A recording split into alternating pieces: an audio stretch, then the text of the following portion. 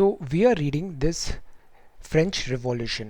French revolution के first video में हमने फ्रेंच रिवॉल्यूशन का सोसाइटी देखा था। Before this French revolution society कैसी थी फ्रांस की, इसका बैकड्रॉप क्या था।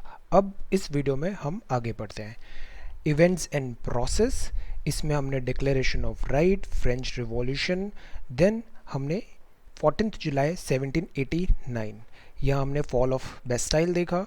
Then this was French society during the late 18th century. ये डिवाइडेड थी first estate, second estate and third estate में। देन ये कुछ वर्ड्स थे जिनका मीनिंग हमने देखा, tithe, taille, and then we read about the struggle to survive, कि वहाँ पे सबसिस्टेंस क्राइसिस हो रहा था, हार्वेस्ट खराब थी, एपिडेमिक हो रहा था, और जो ग्रोइंग मिडिल क्लास थी envisages to an end to privileges. Then काफ़ी सारे thinkers आए जैसे John Locke, Jacques Rousseau, the treatise of government, then the spirit of law by this Montesquieu. Then अब हम पढ़ते हैं the outbreak of the revolution. The outbreak of the revolution. See, ये जो लुई 16 थे हैड टू इंक्रीज टैक्सेस, इनको tax बढ़ाने पड़ रहे थे। क्यों? बिकॉज इनका जो एक्सपेंडिचर था वो बहुत ज़्यादा हो गया था और इनके रिजर्व में काफ़ी कम पैसे बचे थे। They have learned in the previous section, American revolution में इन्होंने पार्टिसिपेट किया, इनके एक्सपेंडिचर्स काफ़ी ज़्यादा थे। So what do you think he could have gone about doing this? वो और क्या कर सकते थे instead of raising this tax? तो in France of the old regime, the monarch did not have the power to impose tax according to his will alone. उसके पास ये power नहीं थी। Rather he had to call a meeting of this estate general. ये estate general France के monarch को call करनी पड़ती थी, which would then pass this proposal for new taxes. The estate general was a political body, ये एक political body थी, which the 3 estates send their respect representative. हमने 3 एस्टेट देखे थे ना, ये तीनों अपने यहाँ पे रिप्रेजेंटेटिव्स भेजते थे। However the monarch alone could decide when to call a meeting of this body. तो ये एक्सक्लूसिव पावर थी किंग लुई 16 की। The last time it was done was in 1614, मतलब काफ़ी टाइम से ये एस्टेट जनरल को कभी कॉल किया ही नहीं गया था। 5 मई 1789 को लुई 16 ने कॉल किया the estate general, together an assembly of the estate general to pass proposal of this new taxes, because उसको ये पैसे चाहिए थे। then to pass proposal for new taxes, a resplendent hall in Versailles was prepared to host the delegate. The first and second estate sent 300 representative। पहले जो 2 estate थे उन्होंने 300 representative यहाँ पे सेंड किए। Who were seated in rows facing each other on 2 sides. ऐसे वो बैठ गए, यहाँ पे फर्स्ट एस्टेट, यहाँ पे सेकेंड एस्टेट। जबकि जो 600 मेंबर थे थर्ड एस्टेट, जो ऑर्डिनरी पीपल थे, had to stand at the back. अब जो थर्ड एस्टेट था was represented by its more prosperous and educated member. Peasants, artisans, women were denied entry to the assembly. So again this discrimination is going on, और इस discrimination के कारण अब यहाँ पे problems होंगी। Then however their grievances and demands were listed in some 40,000 letters which the representative had brought with them. तो इस तरीके से यहाँ पे ये the estate general को इन्होंने कॉल किया। Voting in the estate general in the past had been conducted according to the principle that her estate को एक वोट मिलेगा। 3 estate है, हर estate को एक वोट मिलेगा। This time too, Louis 16 was determined to continue the same practice. But अब problem क्या हो रही है? The third estate demanded that voting now be conducted by the assembly as a whole, where each member would have one vote। मतलब estate के बजाय जितने members हैं ना उसके हिसाब से वोट होना चाहिए, हेड काउंट्स होने चाहिए। This was one of the democratic principle. तो अब हम अपनी मॉडर्न डे डेमोक्रेसी के प्रिंसिपल्स यहाँ पे started seeping in, put forward by philosophers like Rousseau in his book the social contract. Social contract में इन्होंने लिखा है स्टेट जो होता है और सिटीजन्स होते हैं इनके बीच में एक कॉन्ट्रैक्ट होता है। रोसेसू की book the social contract. When the king rejected this proposal, the member of the third estate walked out of the assembly in protest. तो ये एस्टेट जनरल चल रही है यहाँ पे, इधर बैठा है फर्स्ट एस्टेट, इधर बैठा है सेकेंड एस्टेट। थर्ड एस्टेट में भी जो काफ़ी रिच हैं और जो काफ़ी डोमिनेंस है वो लोग केवल यहाँ रिप्रेजेंट कर रहे हैं, और जो बाकी पीजेंट्स, आर्टिसन एंड वुमेन्स हैं उनके केवल लेटर्स हैं यहाँ पे। देन वोटिंग भी हो रही है, वो एस्टेट वाइज हो रही है, वो मेंबर वाइज नहीं हो रही है। तो ये जो सोशल कॉन्ट्रैक्ट है रोसोसू, तो जो थर्ड एस्टेट के मेंबर थे वो walked out of the assembly in protest. The representative of the third estate viewed themselves as spokesperson of the whole French nation. 20 जून आ गया. They assembled in the hall of an indoor tennis court in the ground of Versailles. तो एक indoor tennis का एक court था, ये यहाँ से वॉक आउट हुए और इस कोर्ट में चले गए. They declared themselves as national assembly. तो ये अब क्या बन गए हैं, ये बन गए हैं national assembly. And so not to disperse till they had drafted a constitution for France. तो इन्होंने कसम खाया कि अब हम फ्रांस का कॉन्स्टिट्यूशन बना के ही रहेंगे. That would limit the power of the monarch. और उससे ये जो किंग लुई 16 है इसकी पावर रिस्ट्रिक्ट होगी. सो यहाँ पे इन्होंने ये मिल गए टेनिस कोर्ट में.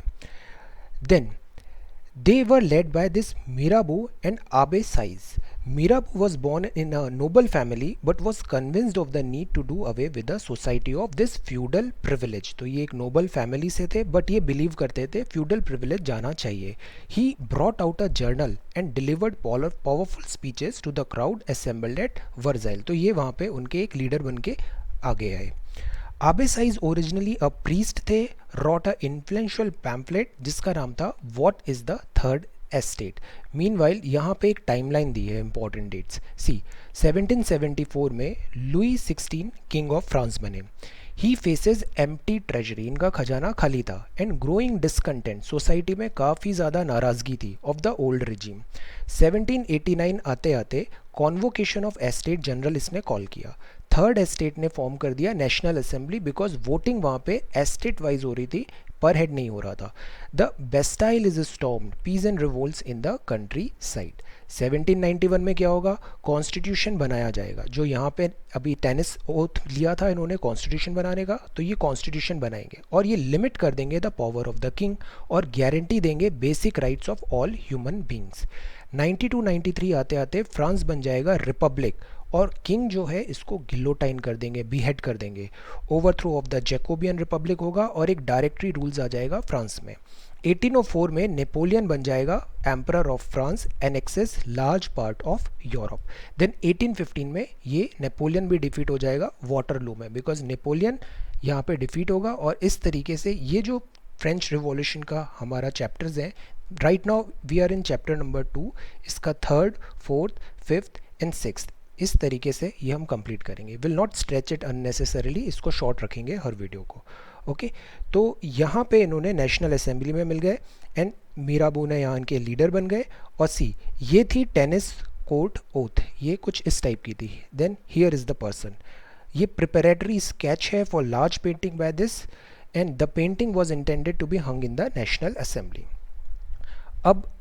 अब क्या होता है यहाँ पे, नेशनल असेंबली बिजी थी at Versailles drafting a constitution. ये ड्राफ्ट कर रहे थे कॉन्स्टिट्यूशन को. और जो रेस्ट ऑफ फ्रांस था सीड विद टर्मोइल, यहाँ बहुत ज़्यादा डिस्टर्बेंसेस होने लग गए. अ सीवियर विंटर आई, मतलब बैड हार्वेस्ट, फसल नहीं हुई.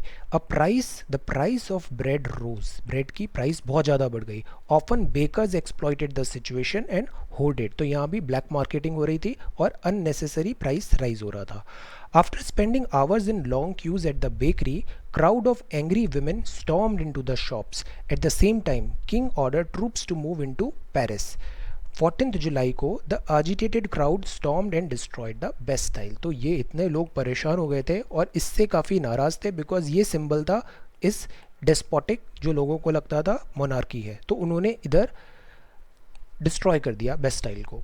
अब in the countryside rumors spread from village to village that the lords of the manor had hired bands of brigands who were on their way to destroy the ripe crop. लोगों को ऐसा लगा कि इसका बदला लेने के लिए ये जो इनकी फसल रेडी है उसको डिस्ट्रॉय करने के लिए यहाँ पे इन्होंने पीपल भेजे हैं. Caught in frenzy of fear, ये एक बहुत बड़ा यहाँ पे भी फेक न्यूज़ टाइप चल गया. फ्रेंजी ऑफ फियर हुआ. Peasants in several districts seized hoes and pitchforks and attack this chateau. So they looted hoarded grain and burned down documents containing records of this manorial dues. तो इन्होंने इनके against they stand ले लिया.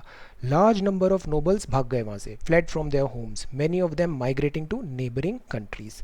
Faced with the power of his revolting subject, अब क्या करेगा, Louis 16 finally accorded recognition to the national assembly. तो उसने इस नेशनल असेंबली को रिकॉग्नाइज कर लिया। नेशनल असेंबली मतलब ये जो टेनिस कोर्ट में ये बने थे और ये ड्राफ्ट करने वाले हैं constitution, and accepted the principal that powers wood from now on be checked by a constitution. तो अभी कॉन्स्टिट्यूशन का ये फॉर्म रेडी होने लग गया है, check and balance power. Night of 4 August 1789 को assembly passed a decree abolishing the feudal system of obligation and taxes. जो मेंबर्स थे क्लर्जी के, उनको फोर्स किया कि आप अपनी प्रिविलेजेस को गिव अप कर दो। टाइथ जो था, टैक्स जो हमने देखा था, were abolished and lands owned by the church were confiscated, इसको जब्त कर लिया गया।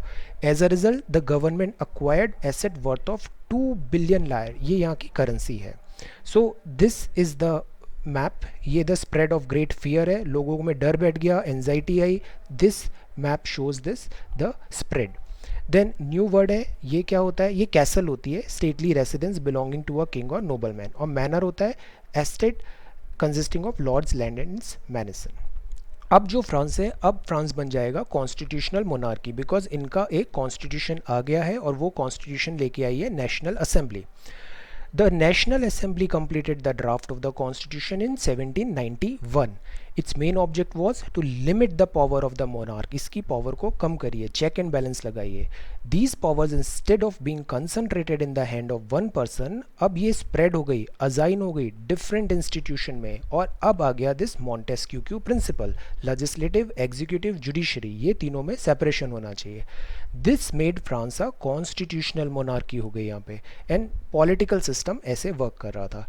जैसे यहाँ पे अभी सब लोगों को यूनिवर्सल एडल्ट सफरेज नहीं है, हर कोई वोट नहीं कर पाएगा। Women, children and youth below 25 ये पैसिव सिटीजन्स थे। पैसिव सिटीजन मतलब इनको वोट देने का कोई अधिकार नहीं है, और करीब 3 मिलियन मैन भी थे। विमेन, चिल्ड्रन और जो 25 ईयर्स से कम है वो पैसिव सिटीजन है, मतलब वो वोट नहीं दे सकते।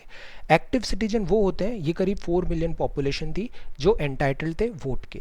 ये वोट दे रहे हैं, इलेक्टर बना रहे हैं, इलेक्टर फिर वोट करके नेशनल असेंबली बना रहे हैं। ये बन गया लेजिस्लेचर। लेजिस्लेचर मतलब ये कानून को बना रहे हैं। देन ये किंग है और ये मिनिस्टर्स हैं, ये क्या होते हैं, एग्जीक्यूटिव। तो लेजिस्लेचर बना रहे हैं कानून को, एग्जीक्यूटिव वो जो कानून बनाए उससे काम करते हैं, उसको फॉलो करते हैं, और जो जुडिशरी है वो इसको चेक करेगी कि ये अकॉर्डिंग टू लेजिस्लेचर है या नहीं है। तो जुडिशरी, एग्जीक्यूटिव और लेजिस्लेचर, ये ऐसे करके इन्होंने सेपरेशन ऑफ पावर कर दिया, और किंग के पास वीटो का भी पावर था। तो ये पॉलिटिकल सिस्टम था 1791 में। The constitution of 1791 vested the power to make laws in the national assembly, जो इनडायरेक्टली इलेक्टेड थी। इनडायरेक्टली इलेक्टेड का मतलब ये होता है कि आपने इनको इलेक्ट किया, इलेक्टर को, और इलेक्टर ने फिर नेशनल असेंबली को इलेक्ट किया। तो आपने इन्हें डायरेक्टली इलेक्ट नहीं किया, आपने इन्हें इनडायरेक्टली ऐसे इलेक्ट किया है। So the constitution 1791 which was indirectly elected. Citizens voted for a group of elector, जिन्होंने फिर चूज किया असेंबली को। नॉट ऑल सिटीजन, सारे नहीं, however had the right to vote. जैसे इंडिया में है ना, कॉन्स्टिट्यूशनल राइट दिया है हमने, राइट टू वोट, ये कॉन्स्टिट्यूशनल राइट है according to UPSC, right to vote. तो कॉन्स्टिट्यूशनल राइट जो है हमारा, वो ये बताता है कि हम वोट कर सकते हैं। एडल्ट सफरेज है, 18 प्लस हो तो आपको वोट देने का अधिकार है, अगर आरपीए एंड ऑल अगर आप फॉलो भी कर रहे हैं guideline. So only men above 25 year of age who paid taxes equal to at least 3 days of laborer's wage were given the status of active citizen. तो सबको नहीं दिया, इन्होंने अगेन डिस्क्रिमिनेट किया। They were entitled to vote. The remaining men and all women were classed as passive citizen, मतलब vote नहीं दे सकते। To qualify as an elector then a member of the assembly, a man had to belong to the highest bracket of tax payer. तो अगर आप tax पे कर रहे हो तो आप एक्टिव हो गए, और सर्टेन अदर कंडीशंस के साथ, otherwise you can not vote, you will be a passive citizen. तो ये चीज़ अब वहाँ पे सीपिन हो गई। अब ये बाद में आ रहा है declaration of rights of man, ये पेंट किया है Le Barbier in 1790। Rights represents France, the figure of the left symbolise the law. ये डिक्लेरेशन ऑफ राइट्स आ गए। अब जो कॉन्स्टिट्यूशन था ये बिगिन हुआ declaration of the right of man से। राइट सच एज, ये देखिए, ये जो आज हम ये प्रिंसिपल्स देखते हैं ना, इसका सारा ओरिजिन ये फ्रेंच रिवॉल्यूशन में है। Right to life, freedom of speech, freedom of opinion रखने का अधिकार है, इक्वालिटी बिफोर लॉ है, लॉ के सामने सब बराबर है, were established as natural and inalienable right, that is they belong to each human, हर ह्यूमन का राइट है बाय बर्थ, जन्म के साथ ही, and could not be taken away, और ये नहीं लिया जा सकता है आपसे. It was the duty of the state to protect each citizens natural right. So यहाँ है ये declaration of rights of man and citizen. इसको क्विकली देखते हैं. Man are born and remain free and equal. See जो underlying concepts है ना हमारी मॉडर्न डे सोसाइटी का, उसका पूरा रूट्स आप देखिए यहाँ से आ रहे हैं. मैन बॉर्न है, remain free and equal in right. The aim of every political association is the preservation of the natural and inalienable rights of man. These are liberty, property, security and resistance to oppression नहीं सहा जाएगा. Then the source of all sovereignty resides in the nation. Sovereignty कहाँ से आएगी? Nation से आएगी. No group or individual may exercise authority that does not come from the people. Liberty में आता है power to do whatever is not injurious to other. So हम जैसे हमारे फंडामेंटल राइट्स भी हैं, हम उनको क्वालिफाइड बोलते हैं, एब्सोल्यूट नहीं बोलते हैं. The law has the right to forbid, stop कर सकता है, only action that are injurious to society. Law जो है ना ये एक्सप्रेशन है जनरल विल का. All citizens have the right to participate in its formation personally or through their representative, मतलब डायरेक्टली और indirectly. All citizens are equal before it. No man may be accused, arrested or detained except in cases determined by the law. हर citizen को, every citizen may speak, write and print freely. He must take responsibility for the abuse of such liberty in case determined by the law. तो इन्होंने accountability भी set कर दिया यहाँ पे. For the maintenance of the public force and for the expenses of administration एक common tax होगा, indispensable होगा. It must be assessed equally on all citizens in proportion of their means. मतलब there will not be any indiscrimination, हम नहीं करेंगे. जैसे tithe इनमें इनडिस्क्रिमिनेशन हो रहा था, अब नहीं होगा. सिंस प्रॉपर्टी एक सैक्रेड और इनवायोलेबल राइट होता है, तो no one may be deprived of it, ये आपसे नहीं ली जाएगी unless a legally established public necessity requires it. So in that case a just compensation must be given in advance. So see land acquisition यहाँ पे भी हो रहा है, land acquisition and all. So this is how हमारा इन्होंने modern day society है, इसके काफ़ी सारे जो कॉन्सेप्ट्स हैं वो इसमें आ गए, declaration of rights of man and citizens में. देन ये रिवॉल्यूशनरी जर्नलिस्ट थे, इनका ये पेपर था drafted by national assembly. The task of representing the people has been given to the rich. The lot of the poor and oppressed will never be improve by peaceful means alone.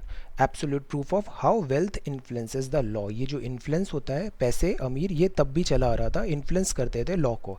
Yet laws will last only as long as the people agree to obey them. तो law तभी valid होते हैं जब लोग उनको मानते हैं. And when they have manage to cast off the yoke of the aristocrats they will do the same to the other owners of wealth. See तो इस टाइप के जो थिंकर्स हैं, ये जीन रोसेसू है, मॉन्टेस्क्यू है, इन लोगों ने वहाँ की जो मिडिल क्लास आ गई थी फ्रांस की, उसको ऐसे करके एनलाइटन करना चालू कर दिया. ओके, देन ये बॉक्स है रीडिंग पॉलिटिकल सिंबल्स. सिंबल्स भी होते हैं, वो बताते हैं कि कैसे किसी चीज़ को रिप्रेजेंट करते हैं, फीलिंग्स को रिप्रेजेंट करते हैं सिंबल्स. तो majority of man and women 18th century could not read और राइट. वो रीड नहीं कर सकते थे, राइट नहीं कर सकते थे, बट वो सिंबल्स को आइडेंटिफाई कर सकते थे. So images and symbols were frequently use instead of printed words to communicate important ideas. जैसे ये पेंटिंग है ला बार्बियर की, uses many such symbols to convey the content of the declaration of right. जैसे कि ये broken chain है. Broken chain का मतलब क्या होता है? Chains were use to fetters slave. Broken chain मतलब अब आप फ्री हो गए हो, ये टूट गई है.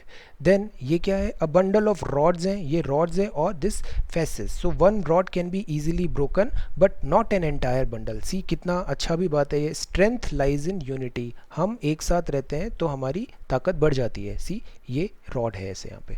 देन ये काफ़ी पॉपुलर है. The eye within a triangle relating light.